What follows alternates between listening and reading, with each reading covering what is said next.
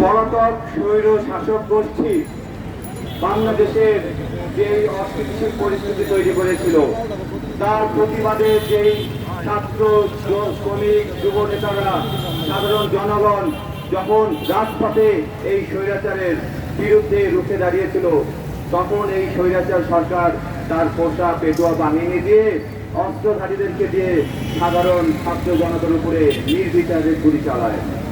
এর কারণে হাজার হাজার নেতাকর্মী এবং সাধারণ জনগণ গুলিবিদ্ধ হয়ে প্রায় হাজার খানিক সাধারণ জনগণ ছাত্রসহ নিহত হয়েছে।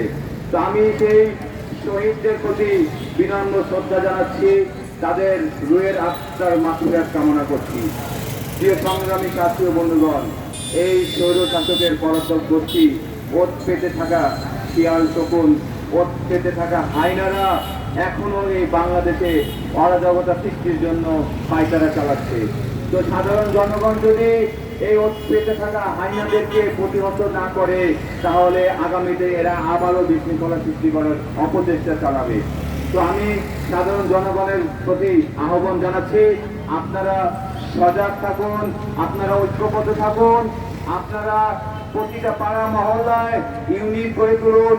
এই গণ অধিকার পরিষদের পক্ষ থেকে আপনাদেরকে সর্বোচ্চ সহযোগিতা করা হবে এবং গণ অধিকার পরিষদ সারা বাংলাদেশে যেই পরিমাণে সাধারণ জনগণের মধ্যে যে আন্দোলনের বীজ বপন করেছে, এই আন্দোলনকারীদেরকে নিয়ে আগামীতে ইনশাআল্লাহ রাষ্ট্র সংস্কার করব এবং বাংলাদেশ বিনির্মাণ করব আপনাদেরকে নিয়ে। অতএব আপনাদের প্রতি অনুরোধ, আপনারা প্রতিটি জেলা, উপজেলা, ইউনিয়ন, ওয়ার্ড ভিত্তিক এই গণ অধিকার পরিষদের বিভিন্ন সংগঠন, যেমন ছাত্র অধিকার পরিষদ, যুব অধিকার পরিষদ, পেশাজীবী অধিকার পরিষদ, শ্রমিক অধিকার পরিষদ, বিভিন্ন শ্রেণী পেশার মানুষদেরকে নিয়ে আপনারা ঐক্যবদ্ধ থাকুন।